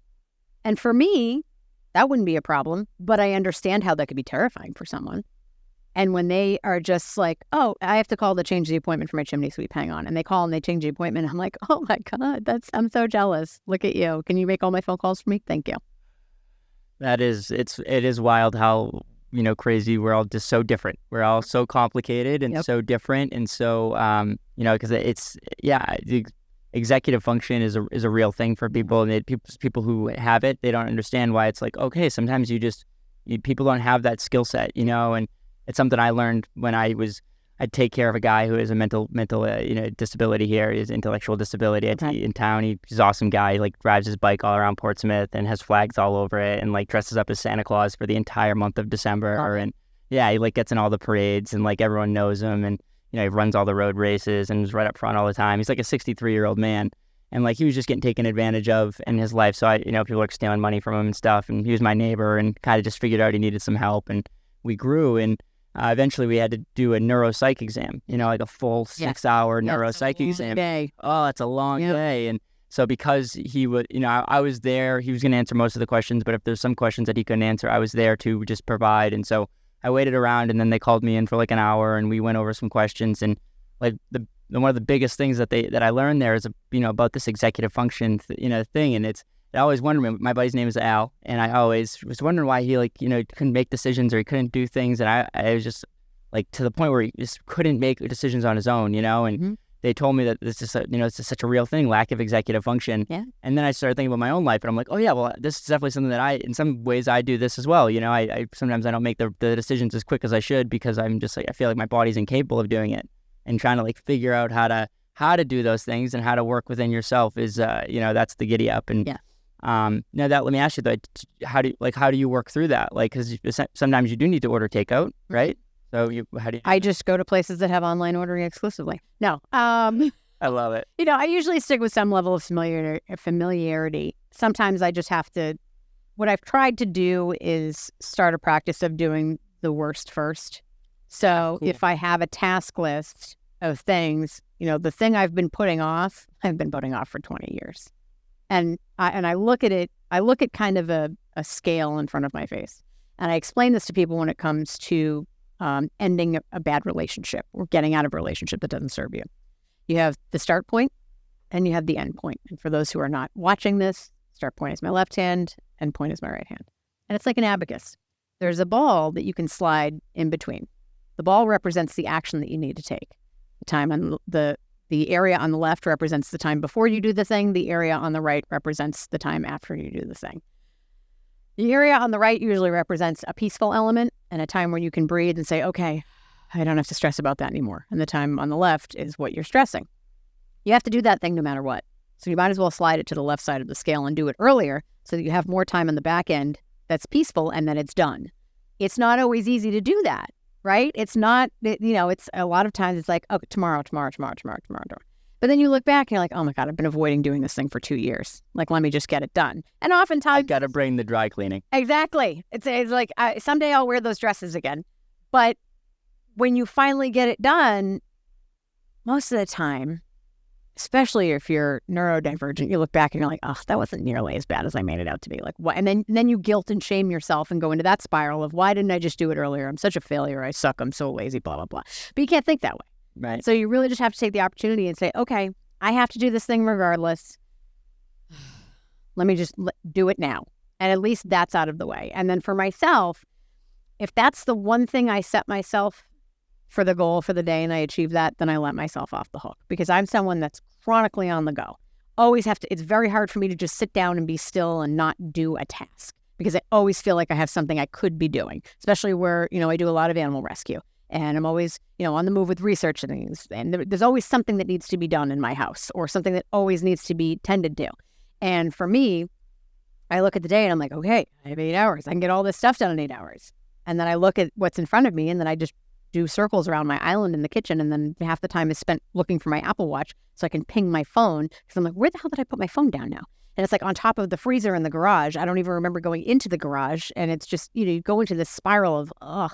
So I have just really had to step outside the box to look at what I need to do in order to get this brain piece to function appropriately. So some of the strategies that I use are the worst first. You at least get that thing out of the way. Or like if I have a phone call to make that I've been dreading, like an appointment or rearranging something or having a conversation, a lot of times I look at my phone and be like, all right, I reply to texts in my head all the time.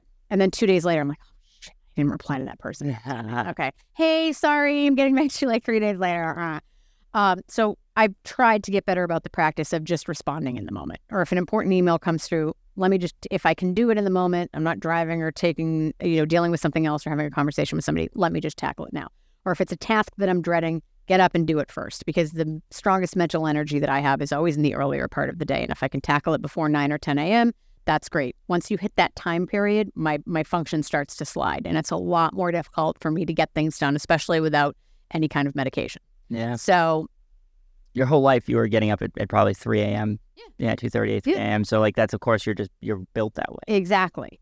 And, I like... And all of us, that's what we do. We have energy in the morning, and if you, you have a certain amount of energy in the day, and you get, you burn it out. You burn it out by the end of the day. And I also like when it's when it's dark, when it's quiet, when the world isn't really up yet, it allows my brain to kind of chill out. Whereas, especially this time of year, summertime, 6:58, the landscaper's next door. Here come the leaf blowers. Here comes the lawnmowers. Here comes the trash truck. The people behind me are putting an addition on their house. Now the contractors are there. Now, and I get very overstimulated easily with noise and sound and light and things in my visual field. I feel most comfortable. Like for me, it's like when I stay up, like if I stay up really late, and then it's like everyone else has gone to bed, and it's like it's so wild. It's like I should be able to feel this way at 2 p.m. Yeah, but you can't. But I can't because some people are. I can sometimes if I'm down on Cape Cod on the beach and I'm able to integrate my nervous system. The right environment. Yeah, the right environment. But typically, it's challenging. It's challenging to get that feeling of bliss that I get. Like, everything is quiet. I can do exactly what I need to do now. Yes, not worrying about anyone else. Yeah, that's kind of a wild subconscious thing, I think. It definitely is. It definitely is. But it sets us up for success or failure. Yeah, And then another thing that I employ, which is kind of tied in, the two things tied in together. I try as much as I can that if somebody tells me something, I write it down in like a note in my phone or in my calendar right away, because I will 100% forget. I will look at it and say, okay, somebody will say, hey, next Friday, or June 17th, what are you doing? I hate the open ask, by the way. I'm like, tell me what you're going to ruin my day with first, and then I'll tell you whether or not I'm available. But when they say, hey, June 17th, I'm like, I know I have something. There's nothing in my calendar, but I know there's a thing. I don't know what it is. But I don't know if it's tickets to a concert going on sale or a library book is due. I just know that date is in my head. So I try to write everything down when I can, or I'll just put little things in my Apple Notes because I know that I will not remember them because my short-term memory is terrible. I can recite a conversation I had verbatim in kindergarten, but if you told me, hey, blah, blah, blah, here's the directions to this place, I'd be like, what? I'll call you when I get there. Great. And I have a whiteboard in my foyer right by my front door. It's like a 4x3 whiteboard. It looks terrible. It's just not, yes, it blends in with the decor because most of my house is white and gray. It's a very light. Neutral, Yeah, exactly. But nobody wants to see a whiteboard when you walk in somebody's front door, but that's where I place all my key information. So when I think of things, that's where all my important dates are. I have a couple of printed calendars so I can refer to them quickly. And then I walk by it. I have a photographic memory. So if I walk by it a million times a day when I'm doing things in the house or when I'm coming and going, or if I'm leaving the house to go do some errands, I'll look at them and be, oh, right, I got to do that thing. Let me grab this thing to return to Whole Foods because it was expired when I bought it. Or, oh, yeah, I got it. You know what? Hold on. Before I leave, let me get this straightened out. Or I'll literally just take a picture of it before I go out, and that has my shopping list. It has dates. It has reminders. And then I can look at the picture if I need to and say, oh, yeah, I have to get in touch with so-and-so today because we have to move that thing because I'm going to be on vacation or whatever it is. So as much as it's not pretty or what most people would do, I know in order for me to remember things and do things successfully and achieve my goals, it's got to be written down in multiple places. I can't have a planner because I'm going to lose them. People are like, oh, just get a planner. I'm like, yeah, good. And then where am I going to find that thing? Am I going to put an Apple tag in it? Because I guarantee I'm going to lose that a million times a day. Oh. So it's just like little techniques to kind of get the crappy stuff out of the way and then give myself a little peace and then give myself a break that like, okay, yeah, you made 2 really challenging phone calls today to set up appointments that you didn't want to tackle. All right, now go take a hike with the dog, or go play around, or go crochet, or play in the garden, or go get lunch, or treat yourself to whatever. It's just it seems counterintuitive because it's such a basic task, but for those of us who struggle with those things, it makes it easier because there's less punishment from myself later on for not doing it. Because I'm like, all right, I celebrated. Okay, I got that thing done. Now I can breathe. And then I might go and do, screw around for a couple of hours and go do something fun. And then maybe come back in the afternoon and say, all right, let me go let me clean this closet, or let me write this blog post or whatever else. So you just have to figure out what works for you. Everybody's going to be different. Nobody's going to be the same. But if you've seen strategies that work for you, don't be afraid to use those, and don't feel like you have to defend people. When people are like, what the hell is, people walk into my house, they're like, wow, nice whiteboard. I'm like, yeah, I know, but it's got all my stuff, and otherwise I wouldn't have remembered that you were coming by today. So like you say, be you, do what works for you, and don't be afraid to try a few different strategies, even if they're outside the norm or what people expect. Yeah, I have two. I've left my some people will put like stuff on their windows to keep their in the wintertime to keep that up. So one of the windows, I've left the plastic on there because I have two calendars for like big giant calendars that for our life, my partner and I, and that just has like everything on there, like of like where like, because that's my thing is I day to day I'm okay with getting everything done and putting things in. I have my list, and like I said, I try to prioritize the hardest things first, bang those out in the morning, and go from there. And generally I just then I'll work all day.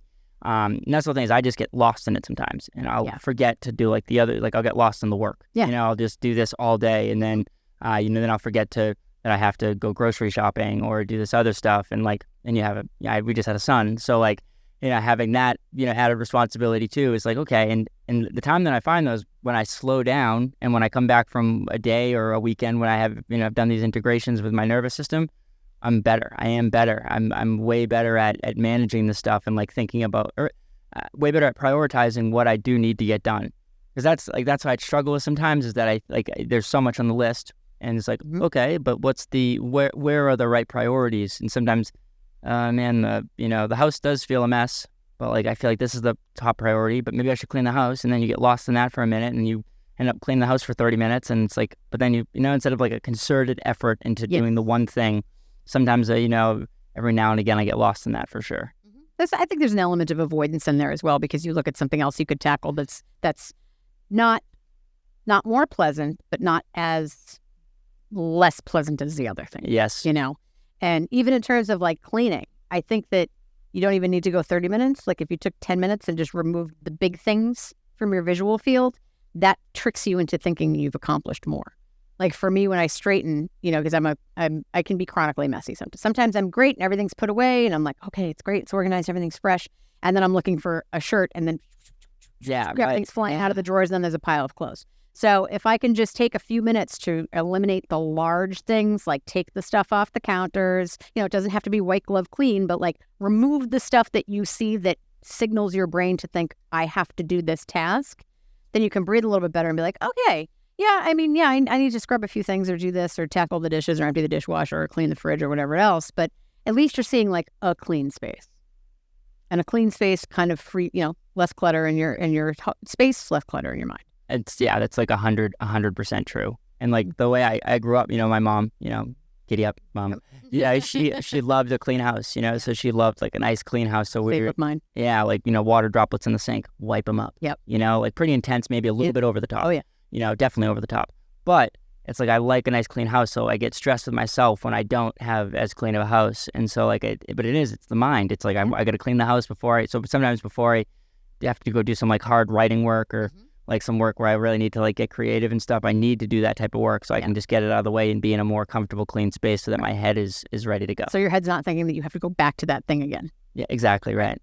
Now, have you with the like, has the traveling been like integral in that, would you say, like helping you get to that point? Because you weren't doing this before, right? Like these steps that you had, this has been since you've left. It's been since I've left. And I've done a lot of work in, researching, learning, therapy, like all that stuff to kind of be like, okay, I've realized now that I am different than a good chunk of the population. And that's okay. For a very long time, it was, you're lazy, you're disorganized. Like, why can't you get it together? And I just assumed that was correct because that was how I lived. And it's like, yeah, my room's messy. Yeah, I lose everything. Yeah, all my new stuff, I ruin it the second I open it because I'm clumsy and I drop things and I drop food on myself or this or that, like whatever, or I break something or, I get a brand new iPhone and before I have a chance to put the case on, I drop it and now I've dented it and cracked the screen. I was just very much ingrained in like, okay, you're a failure. This is how you are. Something wrong with you. Something wrong with me. Right. And that bled into everything else, and feelings of, okay, well, I don't deserve nice things because I can't keep them nice, or I don't deserve this because whatever else. And it, it plays into those limiting beliefs and those that kind of thing that story that you create about yourself. And then you look at it.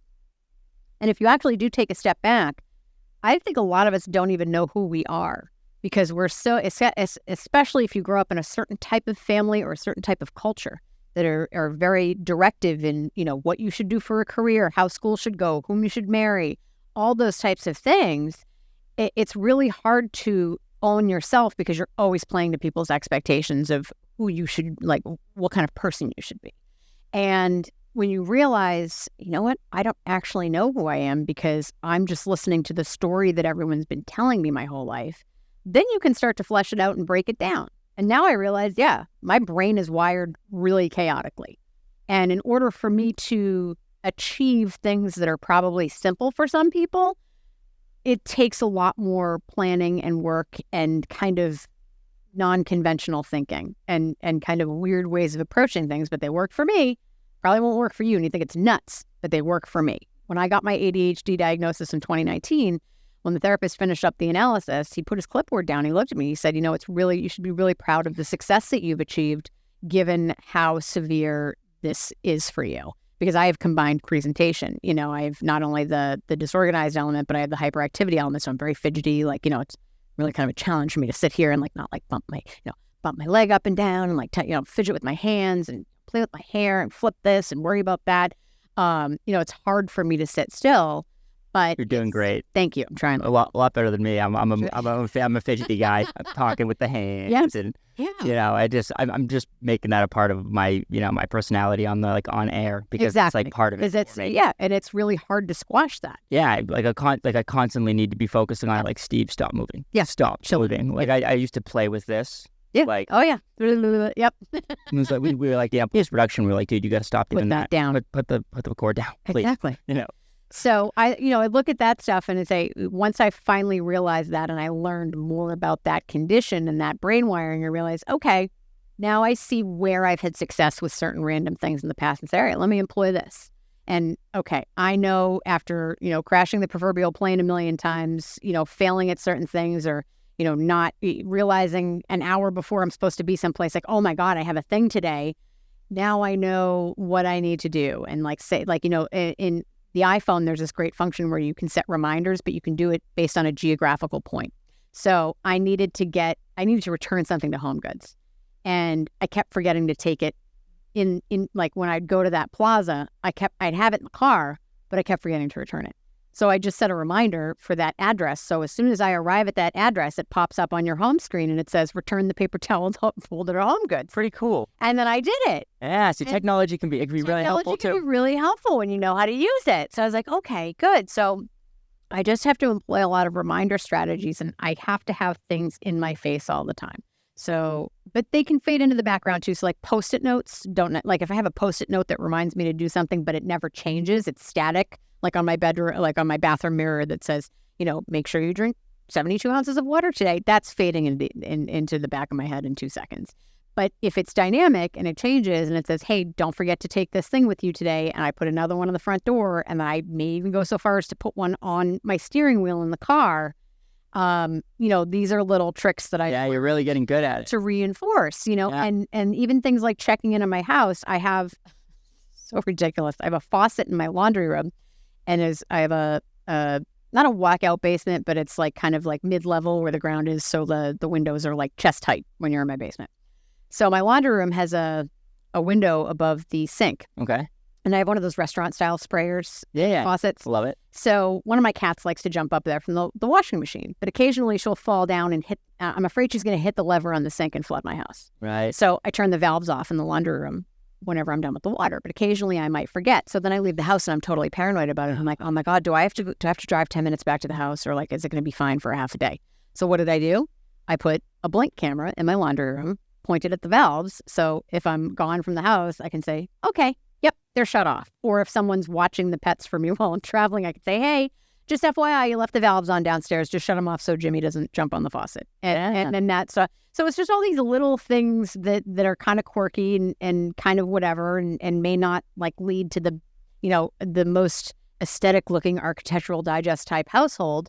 But for me, it works. And that makes my life more successful. It helps me be more at peace and helps me achieve my goals and get to the point that I want to be. Yeah, and I think too, it will show you. It will continue. Like you've obviously continued. You're continuously going through this growth as well. So like, Jimmy, as many times as now, like, okay, Jimmy, if say this was something you were worrying about that wasn't happening. Right. Now you'll be able to know, and then you'll be able to say, okay, this isn't something that I need to worry about really. If you go a whole year and it hasn't happened because you have the camera on there now, then you can say, oh, okay, that was something that I can chill out a little bit about that now, and we can figure out the next thing to just make sure that I'm 100% like don't have anxiety. I'm present. I'm able, but at the same time knowing that like you just telling me to chill out is not the answer. Not gonna happen. It's not gonna happen because I can't do that. So I need to take these precautions to prove to myself that I can do that. That will be the giddy up when I get to that point. And like I just need you to know that that's how I need to process things. And I need that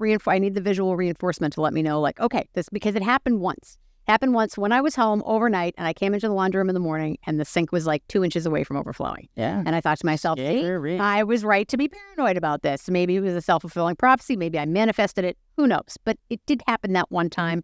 So at least now, I mean, other things, not as big of a deal. But like, I don't, if I'm gone, if my house is flooded, it's going to be a huge problem. It's a huge deal. Right. Exactly right. So that's what I'm saying. You figure out the things that you need to figure out for you. It's a high priority. That's a high priority. Yeah. Exactly. Your house being ruined and having to worry about because you having to someone coming over, having to trust as much as you do trust other people. Right. Just not having to worry about that is a giddy up.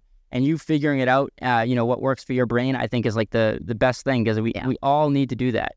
And like to also give ourselves like the grace and time and patience to be able to do that. Yeah. Because we get so stressed, our nervous systems get all banged up. Massively. We can't make those steps. We can't say, okay, like what do I need here to make my life work? Or what do I need to be successful? And like a thing for me for a while, and this is going to sound even more intense, like, so, and I've talked about it before on podcasts, not specifically this podcast, but the Fat Again podcast, which was a good show, the gentleman who built this space,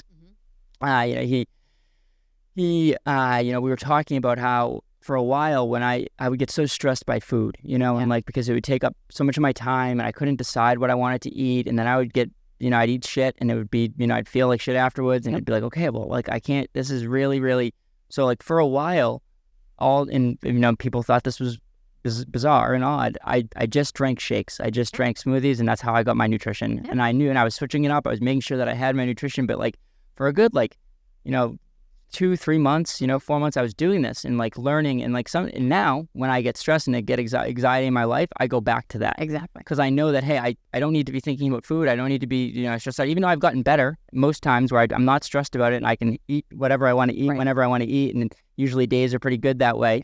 It's, I can go back to the shake, make sure I'm getting nutrition, make sure I'm feeling good, make sure I'm fueling my body, and I'm not just putting shit in there. And like, it's nice to have that and to go back on it.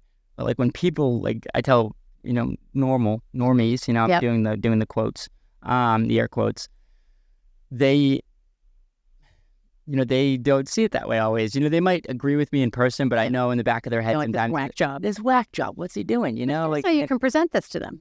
That's exactly why Steve Jobs wore a black turtleneck every day, because he took the element of decision fatigue out of his frame of reference.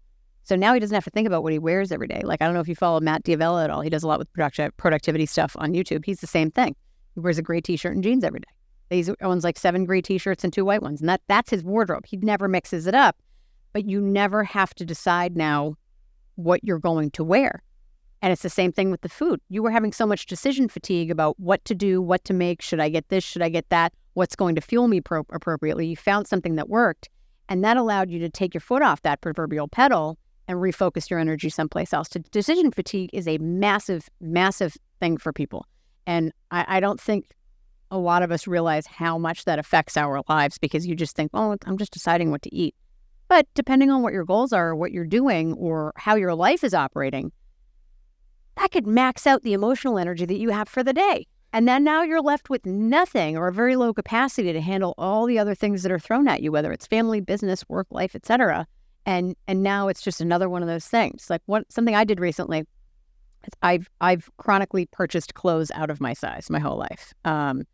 And, I've been struggling the last year or so. I had surgery late last year, and I haven't been able to be as physically active as I want. So I'm not, not super confident in my looks all the time. And it's just one of those things that I know I'm my worst critic. But I had a lot of clothes that I loved that I didn't want to get rid of, but don't fit me right now. I took all of them out of my closets, my drawers, everywhere, and put them in a room that was out of my view. So now I only have things that fit me. There's not a lot in there. But I open the closet and I'm like, okay, this dress and this jean jacket, great, we're going to wear this today. Instead of going through 50 skirts and 27 formal dresses and all these tops, that's just what's there. And it's, it was one of those things that I said, I should really do this. And I never did it. And once I did, I was like, wow, now I get the Steve Jobs thing, because you don't have to put all that mental energy into standing there for 15 minutes and trying things on. Everything that's in front of you fits. So figure out what you're going to wear based on those 8 or 9 pieces, and that's it. Yeah, I love it. And then too, if you are wonderful, you are beautiful, you are an incredible human being, and I never want you to ever have to feel that way. But I know that it does exist, and I know that it does exist. It exists for men as well, and it's a real thing. Yeah. And I go through it. But for ladies, it really, really exists. And it's society doesn't make it any easier on any of us. But you guys have it like really, really hard.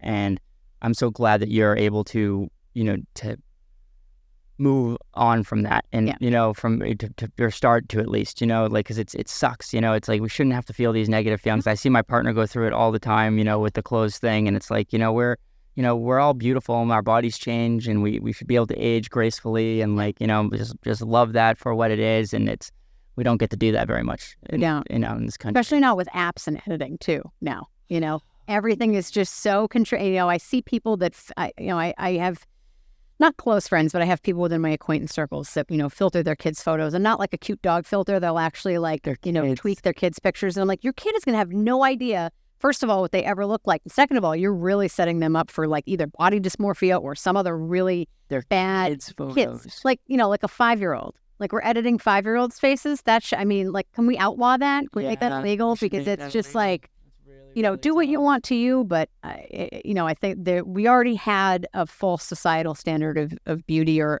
an unachievable one based on magazines and things growing up in the 80s and 90s and television. And now with the advent of technology, nobody looks like what they look like in person. Yeah, and it's crazy. That's what sucks, and I know, that's one thing is what I want people to see me on this show. I want them to see me, and then when they see me in person, I want them to say, "Look like you." I want them to say, "You look better in person." Yeah, you look better in person than you do on that show, dude. Yeah, because that's what it, or at least at the minimum, that's what you look like. Yeah, because it should be so real, and and I saw this the other day, Kim Kardashian, this person she's her family's billionaires, they're at least on their way, and they have everything that they could ever imagine for. She's built it up. She has so many fans, so many people who love her. Mm-hmm. And yet she is still editing her photos and taking, and it's significant, taking her face from this to this and making her legs look small. It's why are you doing this? There's so many people who believe in you, and and I know she's just doing it because she's insecure. And that's because really in the comment section, if she doesn't edit it, you're going to have all these dopes oh, you look fat, or nice saddlebags, or, oh, is that cellulite, or blah, blah, blah, everything else.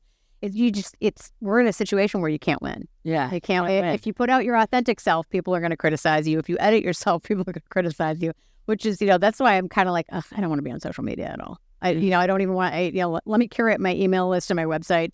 I don't want to have to feel the pressure to post all the time and always have myself out there. But this is, this is kind of integrated into our society now, especially with a lot of, business approaches that we're doing. And this is how people communicate. And these are the preferred methods now. So you have to appeal to that. But it's exhausting.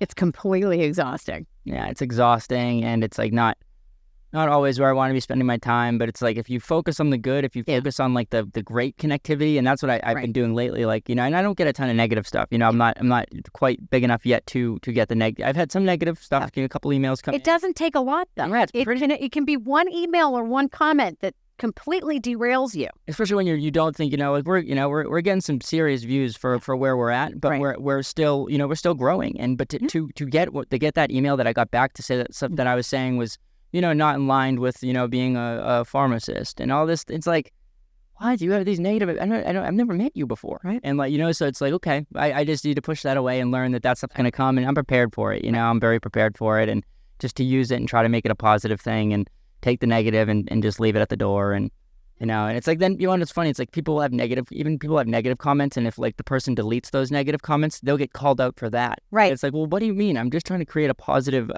carry a positive vibe here for people. And like, well, you're being inauthentic. It's like, no, I don't want to have, you're invading my peace circle now. Yeah. It's taken me a long time to prioritize my peace and be okay with deleting your comment. It doesn't mean I'm adverse to criticism, but if you're just going to leave a comment and be like, oh, look at this asshole.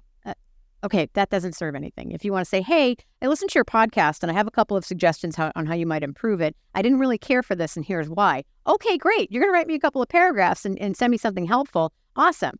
But if you're just going to comment, this sucks, or I can't stand, like, I love when people comment in the third person. Like, they'll comment on one of my photos and say, like, wow, she really let herself, or she really looks old. I'm like, she who? Me. You're trying to say you really look old. Right, yeah, right. You really look old. You idiot with no followers, no posts, with a no profile picture. That, like, if you're going to have the balls to say that to me, use your regular account. Yeah. Tell me who you are. Show me a picture of you. Right. How do you look? Exactly. What do you look like? And 9 times out of 10 when there is a photo and I look at it, I'm like, okay, guy, nice try. Nice try. Well, that's it is. It's all insecurity, everybody. It's projection. It's all projection. Exactly. Projecting your insecurity on other people. Yeah. It's horrible. And I can't stand for it anymore. And like, that's what we're trying to do here is just root that shit out. Applaud that. Yeah, get it out. We're trying to be positive. I think we've had such positive conversations. I think that's what, what you and I are having today. And I think that's a great thing, and showing people that there's, you can grow into different people. And like, even if you're doing something now and it's not aligned with who you are, there's paths forward. There's multiple paths forward. There's a reality, where you're doing all these different things. Everything that you want to do in your brain, there's a reality where you're doing it. So try to focus in on actually making the reality the present. Jump to that reality. Or quantum jump to that reality. That reality, exactly. And know that you can change your mind. You can learn things and change your mind and change your opinion. Like, that's one of the things that I see people struggle with so much is, oh, you flip-flopped. Okay, well, I didn't just change my mind one day. I learned more about something and it changed my perspective on it. I said, oh, okay, now that I know this is my opinion. Like, you can change, you are allowed to educate yourself and change your mind. Not everyone's going to agree with you. You might have a crap opinion on something, but that's a beautiful thing. I mean, we live in America. We do anyway. You have the freedom to change your mind. You have the freedom to speak your mind. So it's okay. Not everyone's going to agree with you, and it might be crap, but you are allowed to do that. Yeah, it's like, it's wild to me that, people are, don't think that that's an okay thing. It's like you just need to be who you are, and like, don't worry about the group think. Like, and I get stuck in that a lot, through the pandemic. A lot of the stuff that I believed in, stuff that I wanted to say, I felt like I couldn't say. And like, now here I am saying it, right. Saying some of that stuff, which is great. I feel empowered, and it's the only way is through and transitioning into that. But it's like, you just need to be who you are. And like, so many people are so far away from that because they don't realize it. They're just taking it's not their fault. They're just taking everything in, and they're just not being present, not realizing that they are just getting swamped on with more stuff, more stress, and disaligning from who they are. They're probably feeling it in sickness in their body, whether it's physical sickness or mental sickness. They're definitely feeling it. Yeah. So I think that, it's beautiful that you're creating a space where people can come, not only like to just like interact with you, but like physically be with you, and you guys can grow together like through the traveling. I think that that's amazing. Where can people find that? Most of what I'm doing right now is through Instagram. So at Danielle.Murr is where to find me. M-U-R-R, burn like purr. And I have my shell of my website at DanielleMurr.com. It's something that this is my, goal in the back half of 2023 is finally to get that fleshed out. And eventually I'll get my email list going. But Instagram is really the hub for where I post most of my stuff, because it is my favorite way in which to engage. So you can find me there, find trip information under the highlights. Feel free to shoot me a DM. I am not always going to be great about getting back to you immediately, especially if it's in a buried folder somewhere. But I do my best to at least kind of go through everything and see that, and see what correspondence is coming through. Yeah, that's so great. I've really had like such an amazing time talking with you today. Me too. Yeah, it's like I never know what I'm going to get into when I come into this room, and the way that I feel afterwards is always really, really good, and is always incredible. And I just thank you so much for, for being the person that you are, for like, honestly, like, you don't even know it, but like, you're inspiring me before we met, before we even talked. And like, now I'm doing my thing, I'm trying to be aligned in creating this vision for myself of, being on the airwaves and being being a public person. And I'm ready for it. You're doing it. You're being actionable and you're being consistent and you're doing it. And I applaud you for that because that's not easy. It's not easy to stay true to that, especially when you've had a major pivot, in life from doing something that wound up not being, again, alignment, not being aligned for you and not being the best thing. And, especially with working in pharmacy, like that's one of the biggest burnout careers there is. So for you to step away from that and to go into something different and speak your proverbial truths and go down a different path, I really applaud you because it takes a lot to do it and it takes a lot to stick with it. So I think that you, my friend, are really setting a really impressive road here, and you're pioneering a lot of what the conversations that I think we need to be having more of. Well, yeah. Thank you so much. We like to call it the giddy up. I love it. Giddy up. Giddy up. Well, thanks everybody for being with us today.